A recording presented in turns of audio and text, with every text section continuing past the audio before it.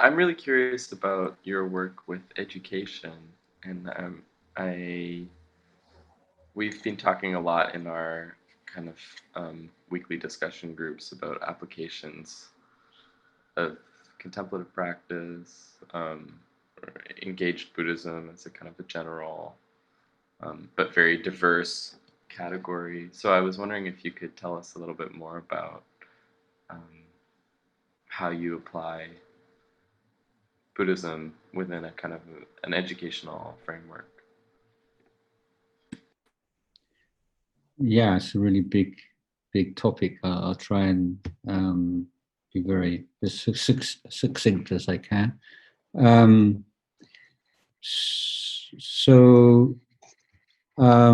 working with three schools. The two schools that Ravi mentioned, and then one in Chiang Mai. And the philosophy, the Buddhist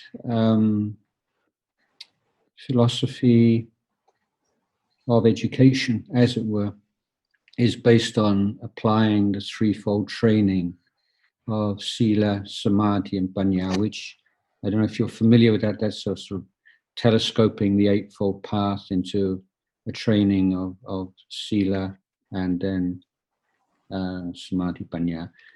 I found that the difficulty with using that terminology in the educational sphere is that many parents are wary of that approach because it sounds too much like a seminary, or that their children might end up wanting to become monks and nuns, which is not what most parents want for their kids.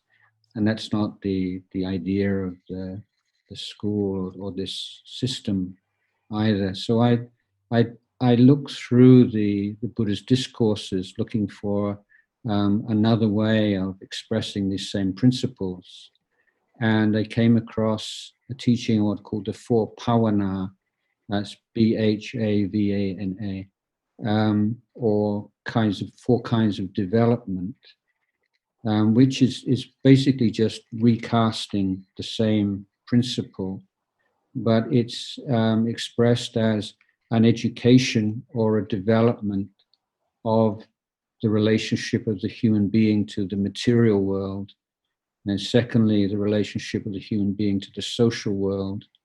And then the third is the education of the heart and of the emotions. And the fourth, the education of the wisdom faculty.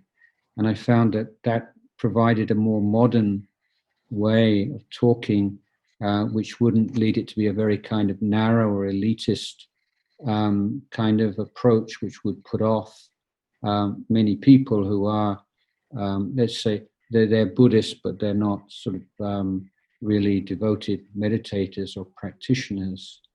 And so wanting to make clear that there's no real rift between an approach to education which is based upon Buddhist principles and the more conventional education, but that it's one which fills in the gaps that conventional education has allowed to manifest, and particularly in the attention given to the heart and the emotional development of children, and using that fourfold framework, then the subjects which are compulsory through Thai law can be integrated within that.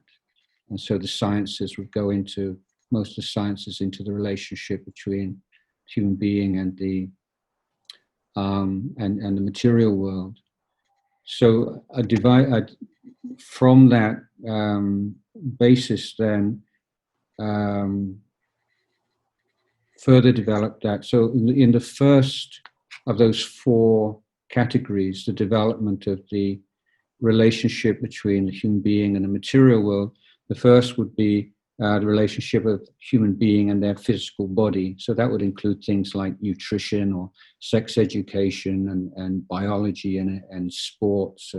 And then expanding to relationship to those elements of the material world with which we are most familiar, which we have to do with in every day, and with technology and possessions and money and so on. And then the outer ring, outer sphere would be the environment. So those would be like the three main headings of that first category. And then the second category is using wise use of precepts and conventions and agreements in order to create the optimum conditions for growth in Dhamma. Emphasis on development of communication skills, and then emphasis on creating an interest and skills in contributing to the wider society. And then so those are the two outer,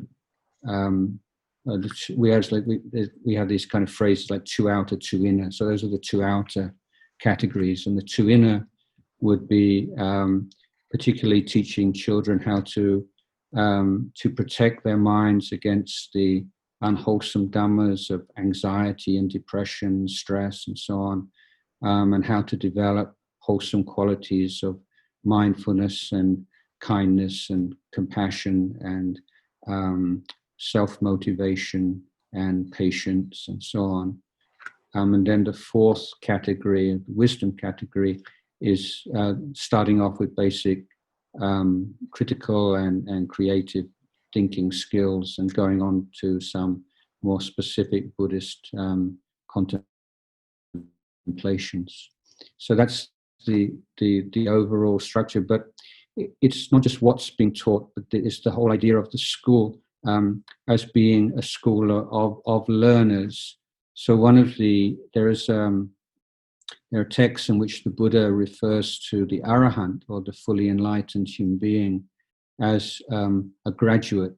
So the idea is that an enlightened person is the person who's graduated from the Buddha's education, and that everyone else except for Arahants are all in need of education, so we're all learners. So there's this idea of the children are one learning community, the parents are a learning community, and the teachers are a learning community, and that we should all seek to learn from each other. And I could go on about this for a long time. Just one more point is the key concept is of good friendship. And so that the teacher in the Theravada is not like a guru or a god figure. He's like the best friend that you could possibly imagine. That's the goal. That's the idea of a teacher. And trying to create like a community based upon principles of good friendship. And that's in very much part of the way the school is run. So the Buddhist influence not solely in terms of subject matter, but also in the way that we live together and learn together. Thank you very much. Sorry. Let me just see if I can. Yeah, and to just add, I had the opportunity to visit the school when I was in Thailand this past summer, and it's quite a nice, or the Panyapratip school, and it's quite a nice place. So I guess if any of you are interested in this kind of education, or just education in general, perhaps consider volunteering or getting involved with the school. Yeah, anybody wants coming to Thailand, you're very welcome to come and visit, or even to come and stay and participate in the life of the school for a time. I have a question on balancing focus on like internal versus external, because I know like some people have like the conception that like Buddhism is kind of like an isolated practice where one focuses on like the self rather than like focusing like outside on like societal issues. And then on the flip side, like people who focus too much on like societal issues might like burn out and like tire themselves out. So I'm wondering like what you think the approach would be to like strike the perfect balance between the two. Yeah, well, I think most people who have any done any reading or any contact with Buddhism will be familiar with the word Dhamma or Dhamma. But at the time of the Buddha, the phrase that was used most commonly was Dhamma Vinaya, and the Vinaya has kind of been lost. But the Vinaya means all the ways in which we seek to construct the most conducive environment for everyone to grow in the Dhamma. So the Vinaya is taken to its most sophisticated level in the rules and that govern the life of the bhikkhus, because this was a society within a society that the Buddha created himself and could structure himself. But it's also an idea that applies to lay society, and the idea of how we can create laws and regulations and conventions and customs and agreements in families, in societies in which we can support the growth in Dhamma. So I think that it's been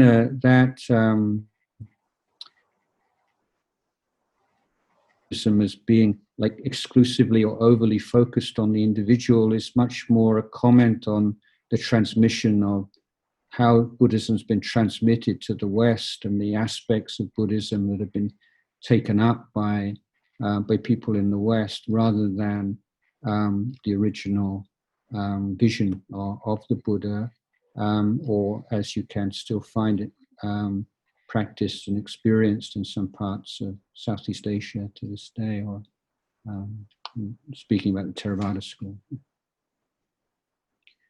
Well, I think that I last few years I've been going to China quite a lot and speaking with Mahayana Buddhists and monastics in China about this.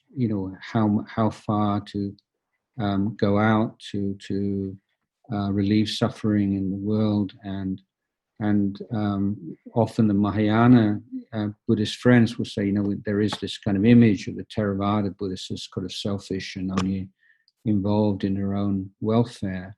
So it is a idea or a perception that's within Buddhist communities also. So I would say all that I can say is that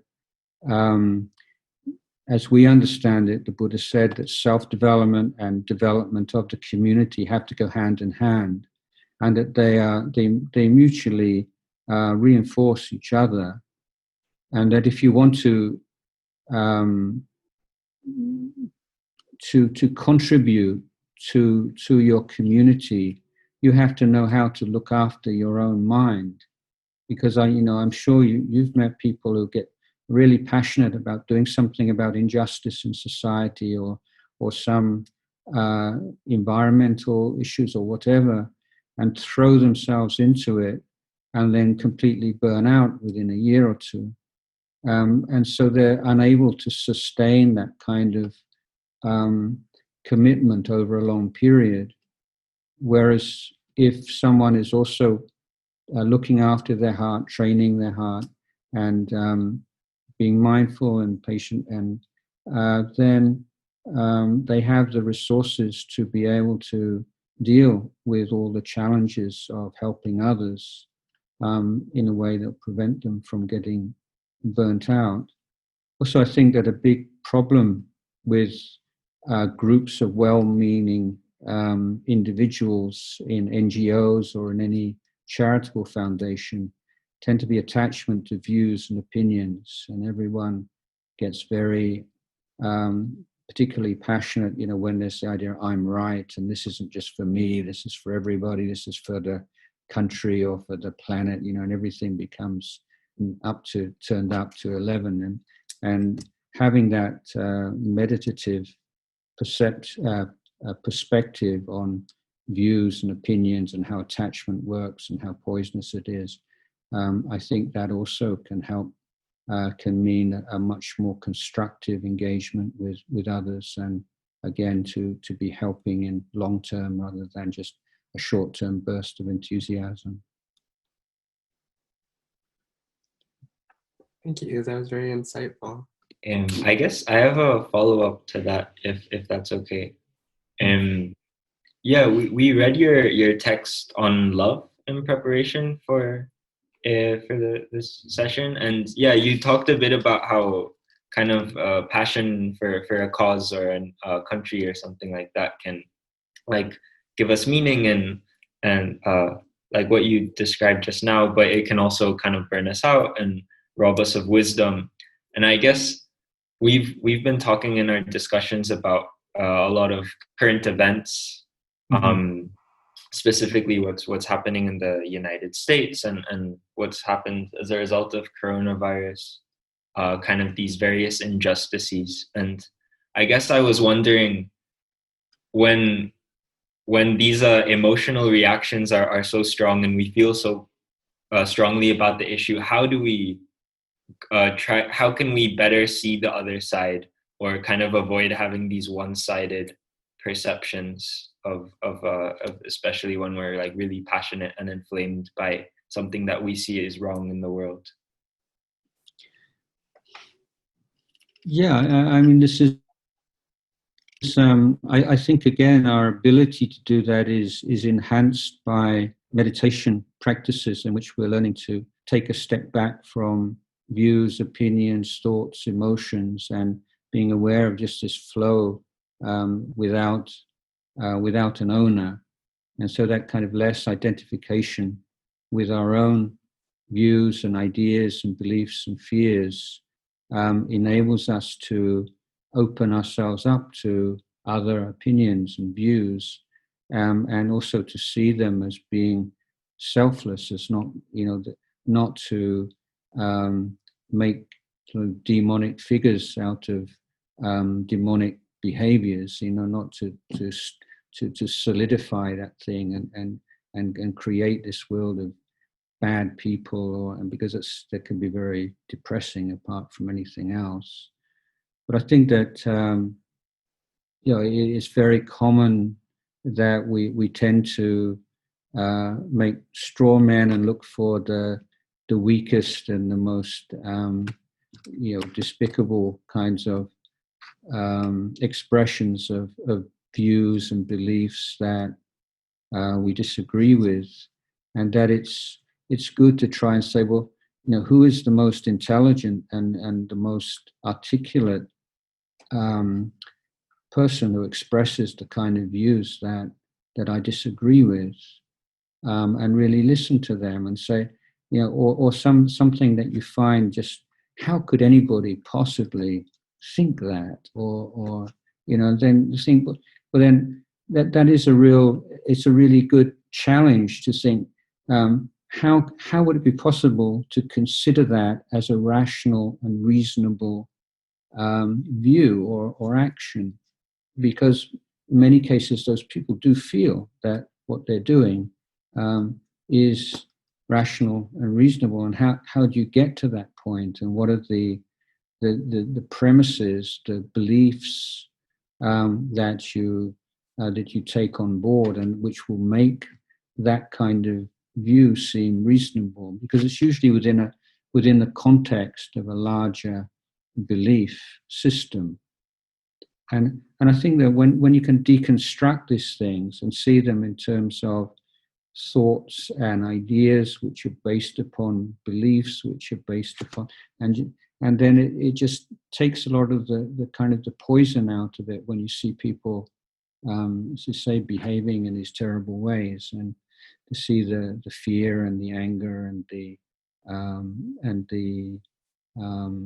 just the fact that someone can take on a false idea or like a poisonous belief, maybe when they're young, and then it just becomes part of them, and then it becomes very almost impossible for them to stand outside of that and even to consider the possibility that it could be wrong. And I think as meditators, as practitioners, then if we tend towards that side, that sense of arrogance, and always saying, well, maybe I could be wrong. I could be wrong. I could be wrong. If you're someone who's very insecure and lacking any self-confidence, then maybe you need the mantra, maybe I'm right, maybe I'm right. But just finding that kind of balance between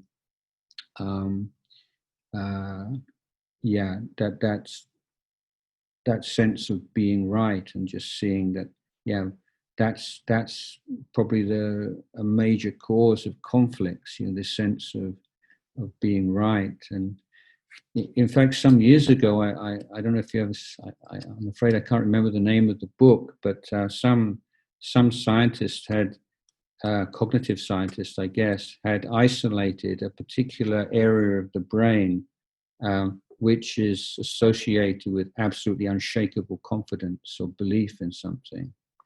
And as I remember, there is or was a man in Australia who's absolutely 100% convinced he's dead. And he participates in study sessions at the university, and you just can't argue him out of this belief that he's dead in any logical way, because he can always get around it. Yeah, I mean, that's just true. Everybody, most people, or almost everybody who's dead, they're not breathing anymore, and but this is just why it's just so weird. Like I'm dead, but like I can breathe and I can talk to you, and I just know. I mean, I know. So that I found absolutely fascinating that someone who had a car accident and then has somehow affected this particular area of the brain suddenly had this incredibly unshakable confidence in the weirdest thing, and how, just I think in any way of looking and reflecting on things that just releases or reduces that sense of, this is a person who is a bad person, or is it, and there are various ways of looking and reflecting and to do that, and I think that's the only way that dialogue ever takes place, when we can identify and perhaps even allow others to recognize commonalities. It may be a cliche, but I think in the end that's the way that it works. Identifying and really putting effort into emphasizing commonalities between us. Thank you. Thank you very much, Ajahn Jayasaro. I'm wondering if you could share a bit with us about your path as a teenager. What were your questions when you went out seeking? And did you have much exposure to Buddhism before? What other spiritual paths did you explore? And what was that like for you? Yeah, I had asthma from the age of I think from 18 months until I was 14. So I was always kind of sickly and at home a lot. So I read a lot. So I became a real bookworm, and probably much more bookish than if I'd gone to school. And so I was like to be alone. I like to read a lot, and so I had quite a questioning mind, and I just couldn't relate to Christianity. It made no sense to me at all. I just couldn't get on with it, and so I assumed that religion meant believing in things, and I didn't think that you needed to believe in things to religious dogmas in order to live life. But then when I was, I think about 13, 14, I got this question what's a good way to live, or what's the best way to live your life as a human being? And that seemed to me to open up a whole number of other questions, like, is that even a reasonable question? We can talk, let's say compare two different cars, and we can say, oh, this is a superior car because it goes faster, because it's safer, because it's more comfortable, because it's more attractive. So we have all these different criteria to distinguish between material objects. But can we do that with a life and say, this is a better life than that life? And if so, what are the criteria for doing that? So this was what the other area was. Why is the world such a mess? Why is there so much suffering in the world? Why is there so much injustice? Does it have to be like this? And if it doesn't have to be like this, what is your responsibility in a human being to make it better than what it is right now? So these were the two questions. I'm probably expressing them with more articulately than I did at that age, but those were the two things that were really in my mind a lot at school. And I'd also always had this absolute fascination with India from when I was small, anything to do with India. And then I saw like this photograph of a yogi, sitting in the ocean. It was so cool. And then I read Siddhartha and Hermann Hesse books, and then there was a movie. I don't know if you ever saw that movie of Siddhartha. Have you ever seen that? It's a German movie. But the first scene is like this lush, luxuriant Indian scene, and then you hear this sound of Om, Om, and there's the young Siddhartha sitting samadhi, and I got to do this. So the other thing was I was living in a small kind of provincial town, and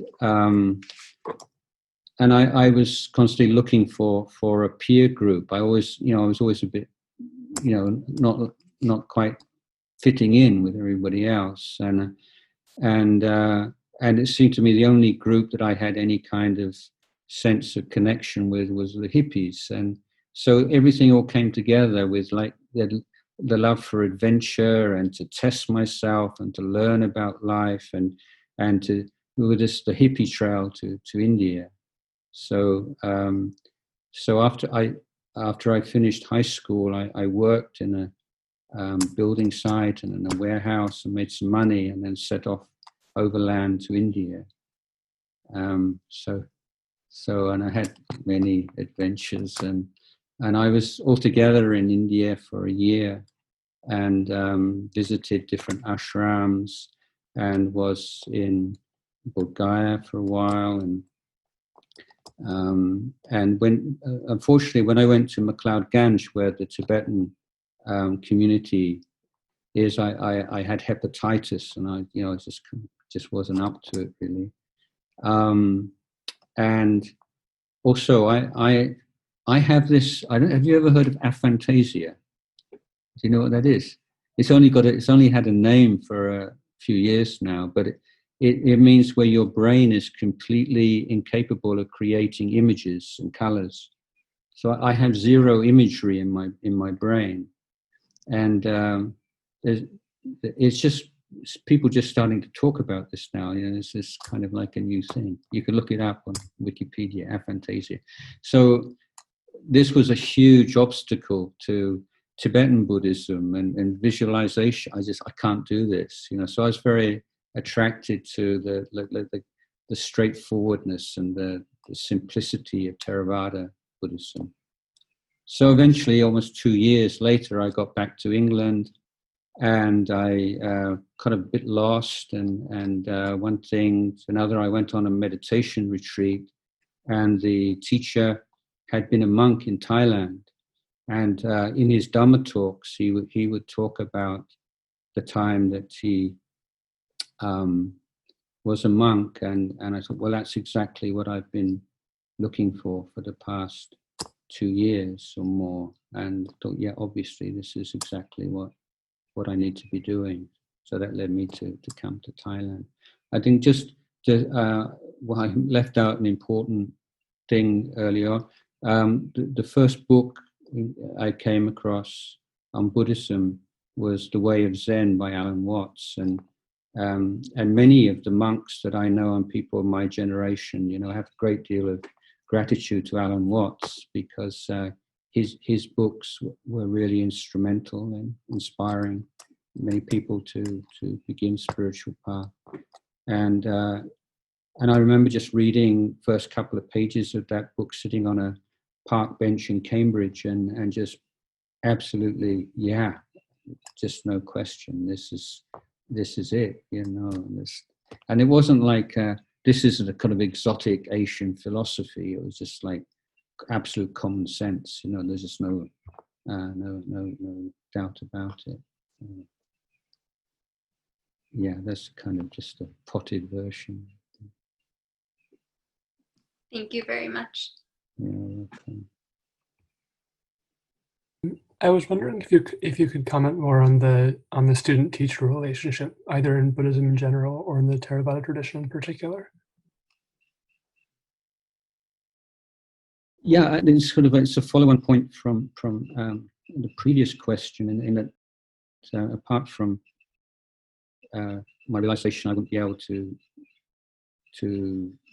really develop any of the meditations based on visualization, a more substantial doubt I had about Tibetan Buddhism was the relationship between the teacher and student, and how the teacher is considered to be the guru or sort of a living Buddha, and that kind of absolute devotion to an unconditional devotion to a teacher.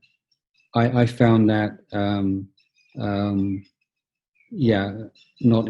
rather uninspiring and dangerous. It seemed to me to open up the possibility for all kinds of corruption, and I wondered whether I would be willing to give myself to that kind of a structure. And so what particularly attracted me to Buddhist monastic, Theravada monastic order, is that the Vinaya discipline applies to all monks, including fully enlightened arahants.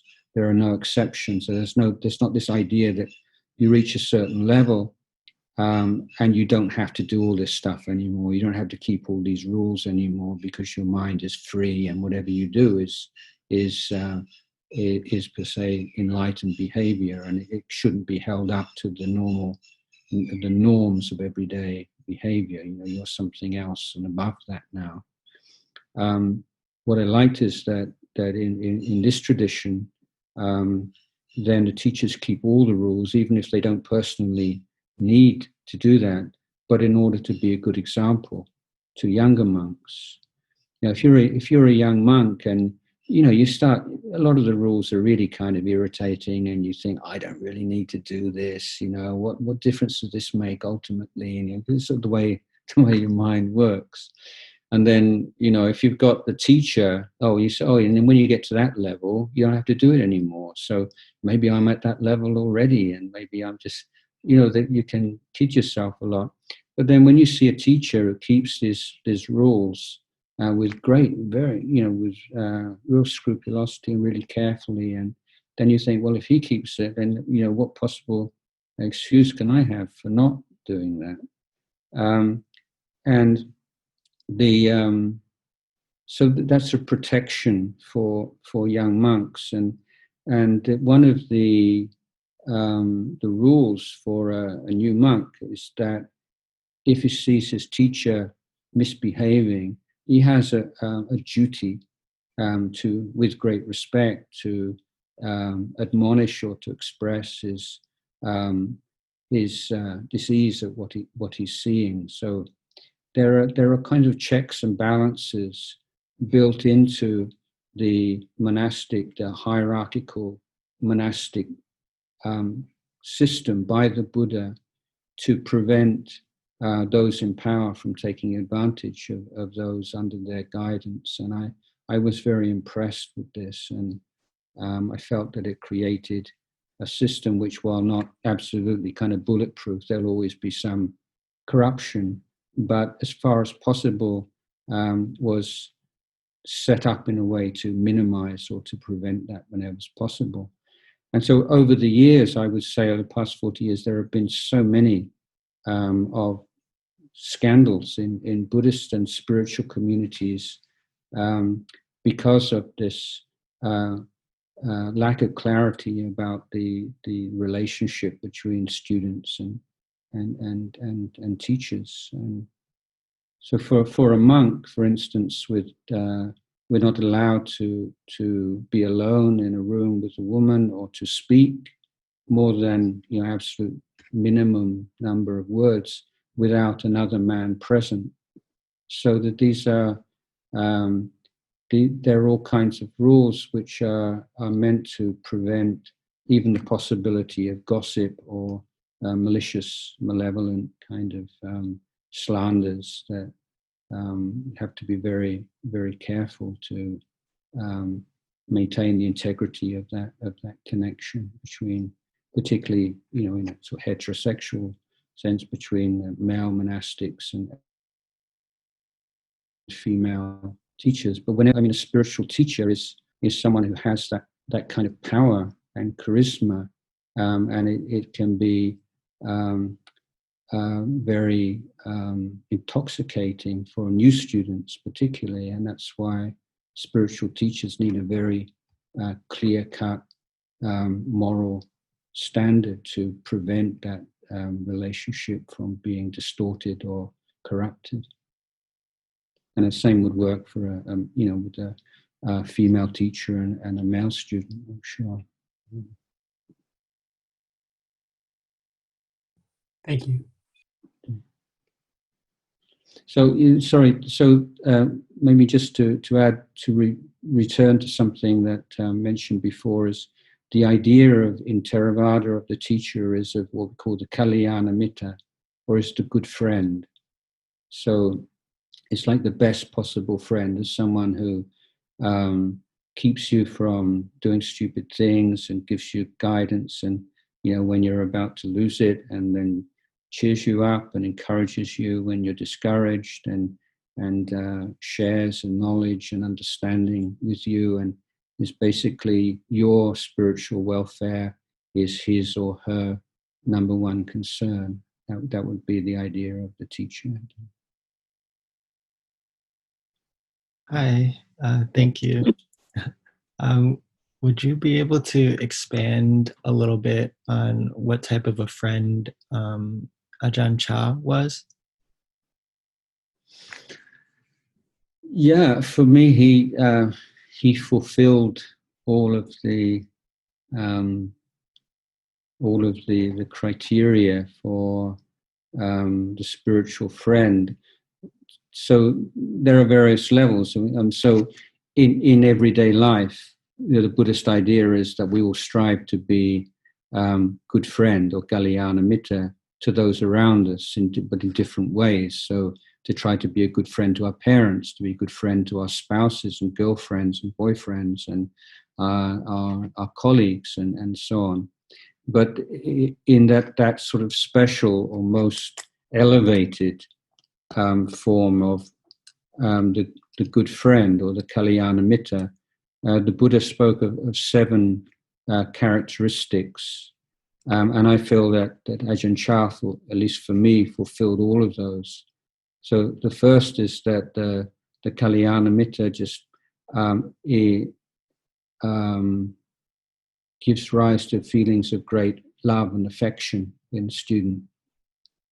And with Ajahn Chah, we used to go around to his cottage and sit, and he'd tell stories, or he'd teach us or tell us off, and he'd be there to like 11, 12, 1, and you have to get up at 3 o'clock in the morning, so, and unless he would drive you away, you wouldn't go back to your hut. You just wanted to be there and be with him and massage him or fan him or just sit and listen and be in his presence. So there is that, that's the most kind of guru-like quality, it's just that he inspires that sense of love and affection. Secondly is that he inspires respect, and that's the balance to that kind of the affection. There's that sense of respect and reticence around him, and Ajahn Chah used to inspire. I mean, I'm somebody who quite I traveled around the world. I left home when I was 17, and I had all kinds of adventures, and never really. I guess it's kind of the recklessness of youth, but I could say never afraid of anybody or anything that I can recall. And I met Ajahn Chah, and I felt afraid of him. So this is kind of weird kind of thing. You have this kind of love and affection, and then fear. It's not like he's trying to consciously inspire fear, but it's a fear, like you say, like if you were to come across like a lion in the middle of the forest, there's a sense of awe and respect, and through his life and his practice and his integrity of his practice and the way he lived his life as a monk, you just feel this great sense of respect. And then the third element is that you feel that you become better through being with him, and you feel that your defilements become exposed and become weaker, and then you feel inspired to emulate him, and you can feel that virtues within you are growing through being close to him or receiving his teachings. Fourth is that the Kalyana Mitta is great patience and endurance with his students.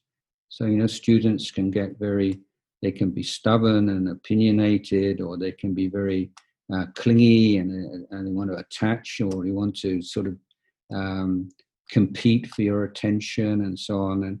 And so teachers have to be very, very patient with their students' foibles and shortcomings and defilements. I felt Ajahn Chah really had that quality to a great extent.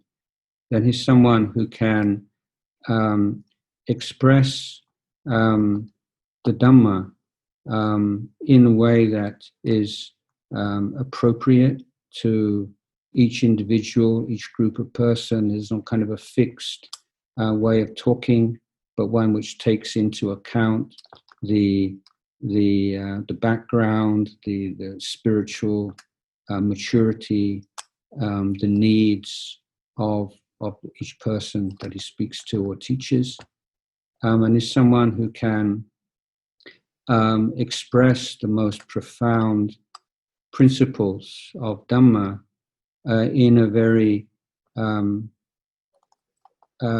clear and easily understandable way, but one in which that clarity and ease is not the result of like dumbing it down or oversimplifying it, but a genuine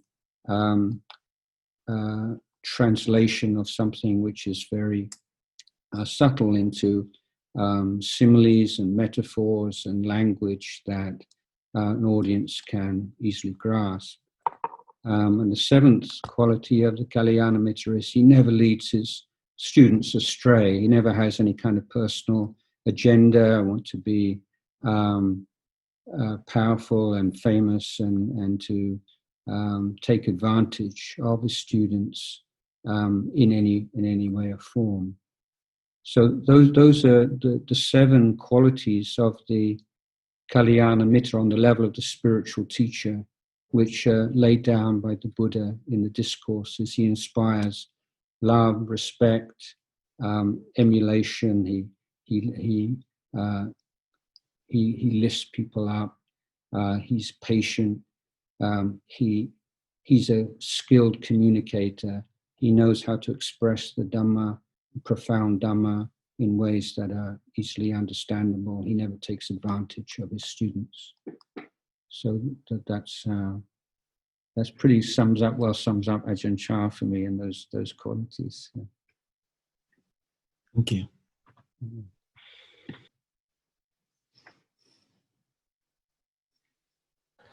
I see that we're running close to the end of our time together, but maybe we have time for one more question. Sure. So, hey. Well, so you talked a lot about the qualities of a great teacher.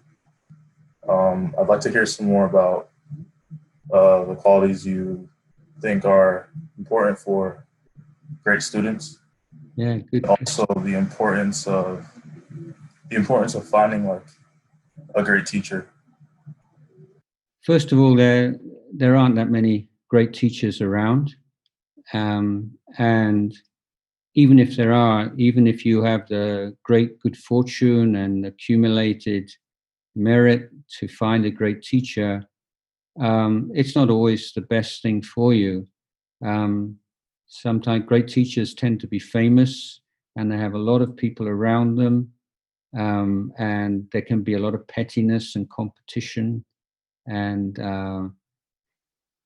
so it's not like you find the great teacher and now that's it, you're on the way. It can or cannot be the case. And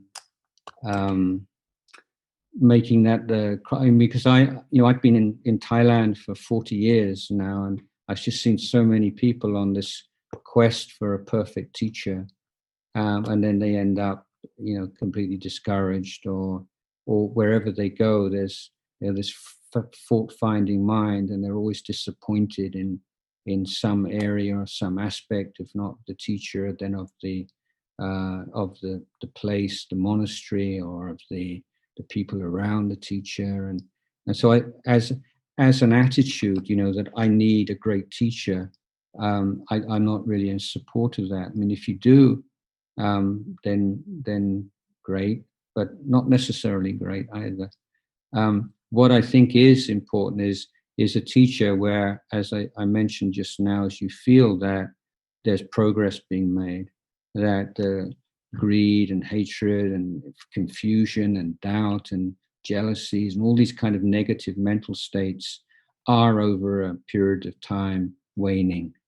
It's not like a day-on-day thing or even a week-on-week thing, but you can see like a trend over and over a period of time, and that the wholesome dhammas of mindfulness and clear comprehension and effort and patience and so on, the loving kindness and compassion are on the increase. And you could say that, if it wasn't for this teacher, then I can't see that happening. So it's someone who's further ahead on the path, and that you have that kind of connection with him, that you find that your practice develops. I think that's in this day and age, that's a more practical level. The other thing is we do have this incredible advantage of technology, where now you can listen and watch great teachers from around and have it, whether it's inspiration or whether it's information. We have students have that access that would have been a dream, for monks and meditators for the last 2,000 years, to be able to listen and watch the great masters in the way that we can today. It's unbelievable. In terms of student, then patience and consistency, I think, is probably key.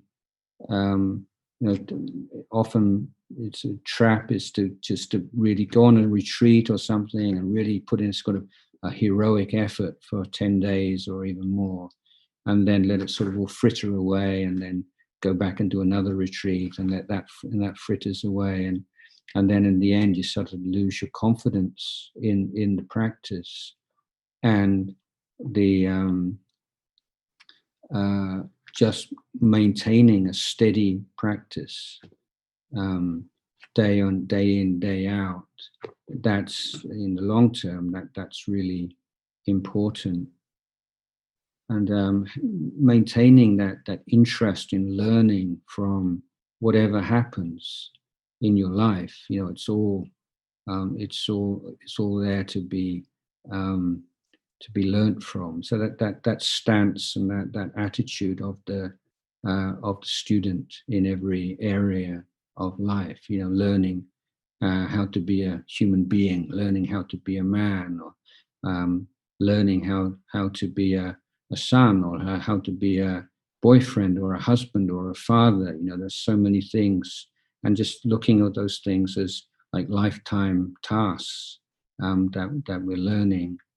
But most important, this commitment to learning the nature of the body and mind, and really understanding how the mind works, how the body works, how they affect each other, and that training and education of our thoughts and feelings and emotions. That's like the heart of the practice.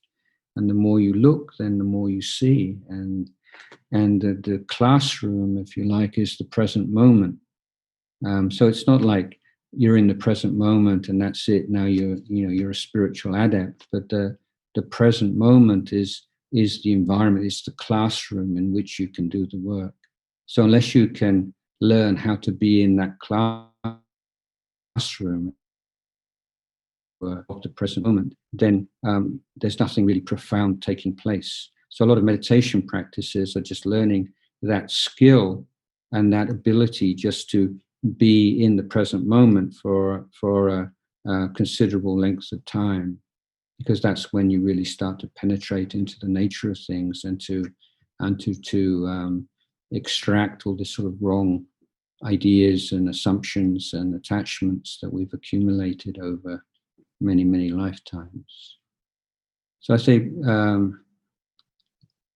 don't expect, as a student, I would say, don't expect to be inspired all the time, or think that there's something wrong when you're not inspired, because inspiration is also, it's a conditioned phenomena. We can't be, even monks can't be inspired all the time. But if you are struggling, don't always look outside for inspiration from teachers and teachings. But if you can develop that skill of reflection and contemplation in such a way that you can inspire yourself, then you have an incredible resource. That developing that skill of inner motivation, whether it's for in your working life, your academic life, your working life, or your spiritual life. This is how I feel right now. Not how I should feel, but this is how it is, and what can I do about that? So you're just humbly accepting this is the raw materials that I've got right now, and what's the best that I can do with them. That would be my advice.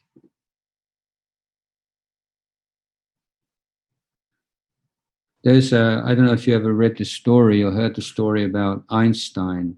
So I tell this to school children. So Einstein, and the story anyway, is that he went to some big conference. So this is towards the end of his life, where he's got that very distinctive appearance. But supposedly someone comes up to him at the conference and said, "Who are you?" And rather than saying, "I'm Albert Einstein, how could you not recognize me? And I've got 2 Nobel Prizes and so on." He says, "Oh, I'm a student of physics." And I think that captures that attitude really, really beautifully. Even like a world-renowned scientist and achieve all the accolades and fame and fortune, and yet he considers himself a student of physics. And I think to sustain that kind of perception of oneself is really helpful.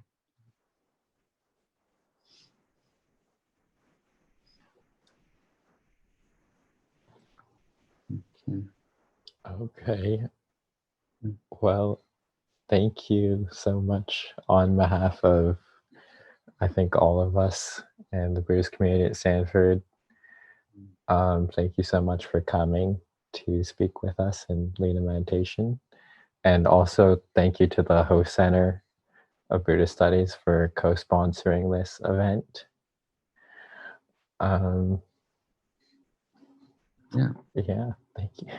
Thank you. Yes, this is my first time, so I've got to learn how to do this. It's and adapt to the new normal, and so I hope I'll get a bit more fluent as I do it more often. Yeah, so it's midnight here. I think maybe time for me to go and have a rest. So I wish you all the best in your practice, and may you be well, happy, and may all the negative mental states in your heart wither away and die, and may all the positive mental states grow and flourish, and maybe we can see each other again sometime.